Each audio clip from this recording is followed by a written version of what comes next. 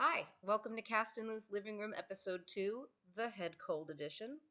You may see the inflammation right around here. I'm going to attempt to get through this without blowing my nose. I'm your host, Lynne Marie Rosenberg, and I have a head cold. Today was supposed to be my first episode with a special guest, but she and I decided together that it might make sense for me to not get her sick, so I am alone on this couch yet again, but keep an eye peeled for next week, just one eye, when I will no longer be alone on this couch. So, what did the industry have in store for us this week? We started off with a classic tale of women pitted against one another, which reeked dangerously in this case of pedophilia. Storyline. When Julian, 50, waits for his girlfriend Pamela to arrive at her home, he's surprised to meet Delia, 16, for the first time. Delia shows him around the property, toys with him, and makes him question his relationship with Pamela. This project also, by the way, involved an all-Caucasian cast, seemingly for no reason, for one exception, the role of, you guessed it, store clerk. Women were once again defined by their looks and their age in this breakdown for Showtime's Billions. Featured Russian beautiful wife and ex-wife, seeking SAG-AFTRA women to portray beautiful Russian wife, 30s, and ex-wife, 40s, of principal character. And as if there weren't enough sexual violence in the world right now, this casting for a non-union episodic literally took my breath away when I first read it. Tom, brother, 18 to 25 years old, Caucasian, Hispanic male. The college type, a bit dumb and rapey, must have comedic timing. I'm sure whatever it is, it's hilarious. Speaking of words, this project seems to be confused about parts of speech. Victoria/Kevin. Victoria still goes by Kevin on her ID.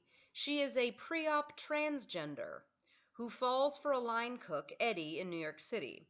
She struggles with making some upcoming life choices and her feelings towards Eddie, who has never dated a transgender.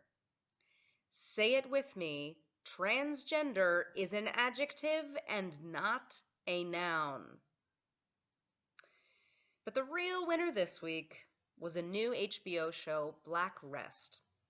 I don't usually like to examine more than one breakdown per project, but over the course of this week, the language coming out of this show has gotten worse and worse. Wigged woman, African, black African-American female, buppy-type black woman who wants to go natural and decides today is the day. Follicular baddies, little people/dwarfs. Little people/dwarfs to wear full-body hair costume, face not shown. The tumor, 30 to 38 years old, male, must be able to sing, comfortable with implied sexual everything.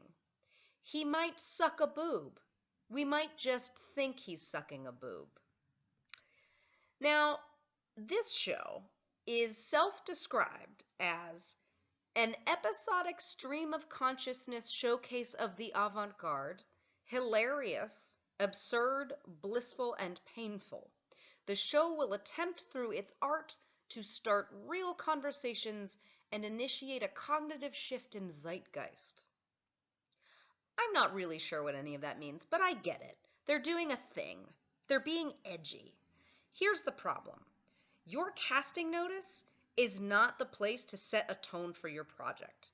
Your casting notice is a job listing and therefore requires professional language that doesn't include words like buppy and boob, and for that matter doesn't perpetuate the ableist exploitation of little people, but that's clearly a bigger production problem.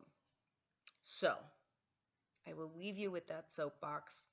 Until next week when I share my couch with a special guest, tune in to find out who. Take care of each other and be professional.